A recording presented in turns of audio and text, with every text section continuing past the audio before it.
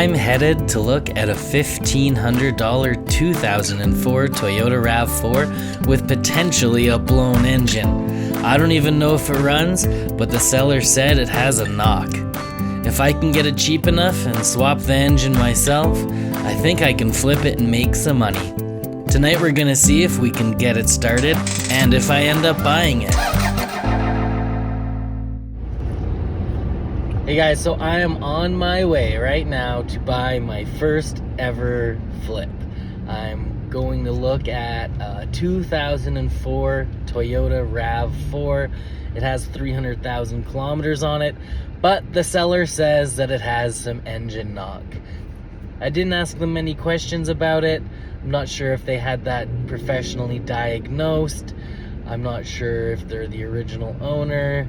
I have a lot of questions. I thought I'd save that for when I can talk to the seller in person, and we'll take a look at what kind of condition it's in. I brought my headlamp. I think, yeah, there it is.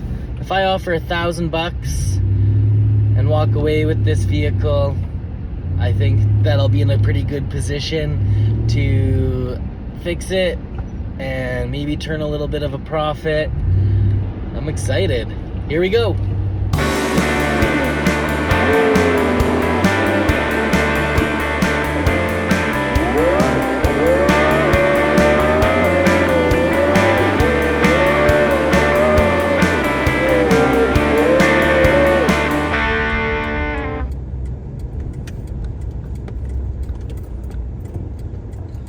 Alright, we're just pulling up here, looking for the RAV.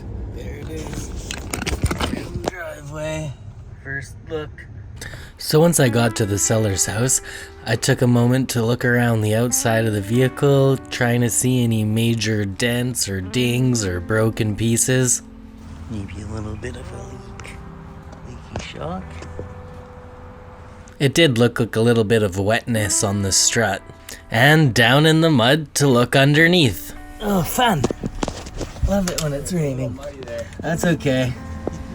It's not my first rodeo. And it didn't look too bad down there. No sign of oil leaks. Next, I checked the window glass, which looked okay. And we took a look inside to see how the interior was. And the headliner looked okay. Not too dirty. The door cards looked alright. The seats had a bit of staining, but I think I can shampoo those out. And there was no radio. I think the seller took it out, but that's alright. The rest of the dash looked like it was in pretty okay shape. Bit of damage on the driver's seat there. And underneath the hood. So I'm looking for any oil leaks here, any signs of broken hoses or wiring or hack job repairs, but everything looked like it was there and it didn't look too bad overall. I just needed to convince the seller to let me turn it on. If you want to turn it on, man, like I have a video of it. Oh yeah, that would be cool. I could send you a video. You could listen from when I pulled over on the road with it. You just like but pulled I over. don't know. I don't really want to start it, you know. Yeah. I mean, I'd be reluctant to buy it if I can't even crank it over. That's fair. I understand that. I mean, I could get a battery for you. You can crank it over if you'd like. Just so we know it's like not seized at the very least. Oh yeah. You know? That's very fair. So no battery in it right now, so we're gonna try to get it going so I can hear it clicking over. We're gonna just hook up my truck and jump in off here so we can hear this thing crank over. Make sure she ain't seized. Couple interior things, but not too bad. Probably have to do something about that seat to make it nice. And no rust on the body. That's all right. All right, let's check this out. Okay, let's hear what this sounds like. Yeah. I'll have to turn on my truck, I guess. Yeah.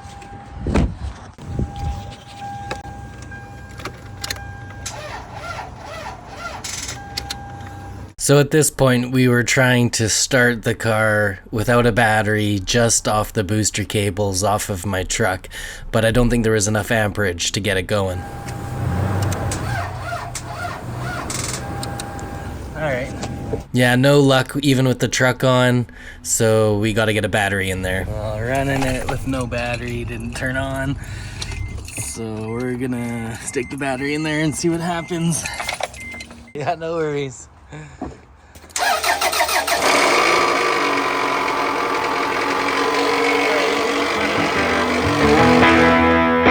Lots of knock.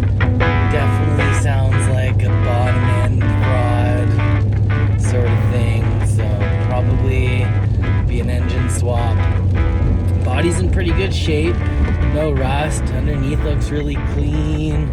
I think one of the struts is leaking a bit, probably needs brakes. He says that it shifts okay. Yeah, interior's just the driver's seat has some wear. No radio. So I offered him 800 bucks and he countered at 950, and I said 9, and he hummed and hawed, and he said he needed to check with his girlfriend, so he's gonna text me back, and if they're gonna go for 900, even though we did shake on it, I guess he's just gotta double check with the girlfriend because it's her car technically. So, but I could get it out of there tomorrow. So he didn't seem like he had a transfer form on hand. So actually I forgot my wallet at home, so I didn't even have the cash on me, which is kind of a dumb thing. So the next steps are I'm gonna wait to hear back from this guy after he checks in with his girlfriend. We'll make a plan for picking it up tomorrow after work. Fortunately, I'll have to pay 7% tax on the purchase of a used vehicle. But yeah, I'm really excited. I think it'll be a really nice addition to the black 2002 Camry SE with the 3-liter V6. Currently in my black 2006 double cab Toyota Tundra with the 4.7-liter V8. And that RAV4 would be a real nice addition to the black early 2000s Toyota collection. I'd be pretty stoked about that. So I will let you know what happens when I hear back from this guy. See you in a bit. Alright, so that guy just texted me back, and he said his girlfriend would, the lowest his girlfriend would do is $1,000, and then he went on to be like, man, even the wheels and tires alone would get you $500. It's a fair deal.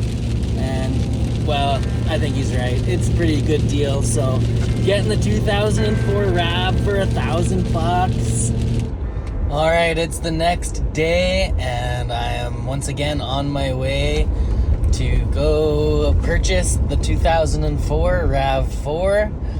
I've been looking all over YouTube and Facebook and Reddit for information about people doing swaps on these motors. And I was on carpart.com, and I was even looking for engines on there, and started down a rabbit hole of whether I could swap it out for a JDM motor. There looked like there was tons of JDM motors in Seattle, which is about a 3-hour drive from Victoria, but that doesn't include the 2-hour ferry ride that costs 200 Canadian dollars to take round trip, if not even a little bit more. So my plan right now is to go for the one that's in Ontario, has a 6-month warranty, hard to beat 6-month warranty on all of the bottom end, cylinder heads, pistons, rings, all of that stuff. So right now it seems like that's probably the way to go. There's a couple of things that I forgot to look at last night, so I'm kind of glad that I'm going back here again to get another look at it. Didn't check the coolant. I want to check and see if the coolant looks milky or if it's low, and I think I should start it again and maybe get it in gear. But before I get to the seller's house, I've got to stop at the bank and get 10 big ones.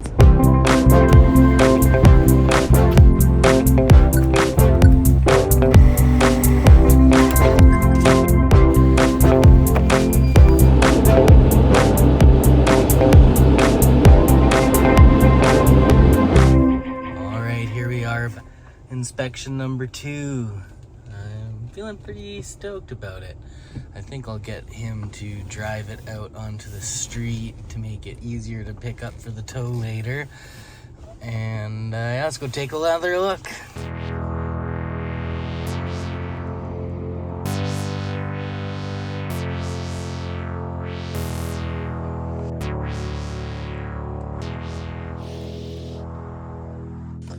I thought that part was missing.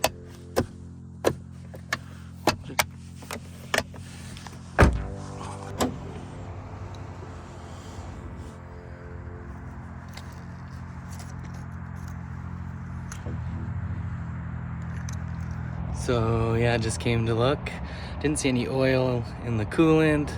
The cup holder I thought was broke. I think the TRD sticker on the back is just that, a sticker. I don't think they made like TRD badged RAV4s at this point in time. So, but now we're just looking for the registration slip. It's torn off of the original registration that you usually hand to the seller when they buy it. But it seems like they are missing that. So that's a little bit of a damper on the buy here. Might be coming back again tomorrow.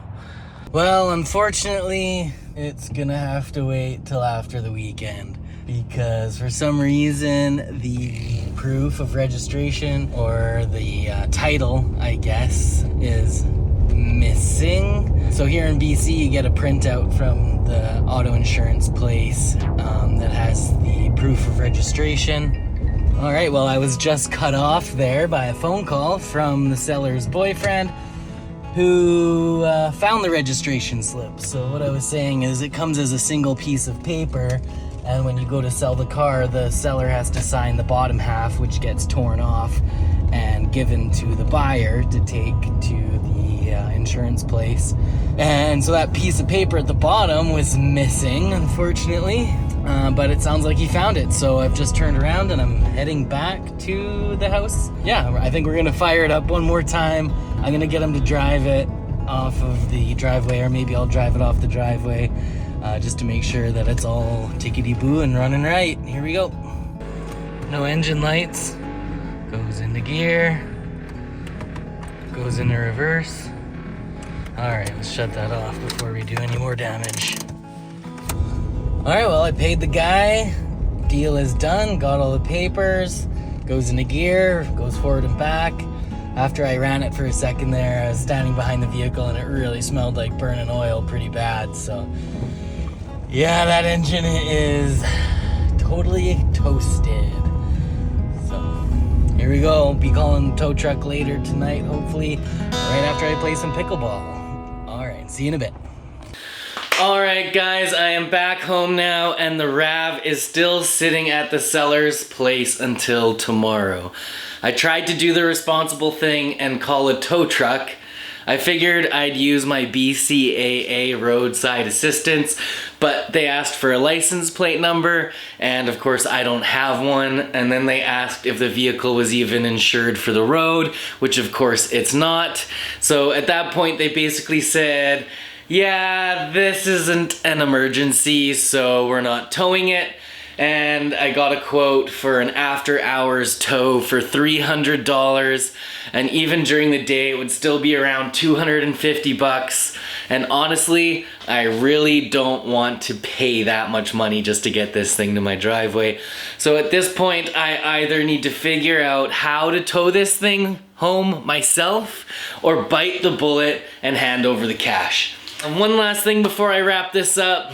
I think at this point you're probably thinking it was insane that I'm going back to the seller's house now for the third time, but honestly it's probably a good thing because I wasn't rushed and I had time to think it through, and you should always sleep on impulsive decisions like this, so I'm glad I got to do that. And between inspecting the car and talking to the seller and trying to film everything at the same time, which I've never done before, it was a little scattered and I was a little nervous about the whole thing, having a camera and trying to record and stuff. So I think it actually worked out pretty well considering all of that, but Anyways, thanks so much for watching. Let me know in the comments if you think I got a good deal on this RAV, what you think might be wrong with it, and whether you'd fix it or just part it out. So hit subscribe, turn on the notifications if you want to follow along with this project, because in the next video, we're gonna find out how the heck I'm getting this thing home. All right, we'll see you then. Peace.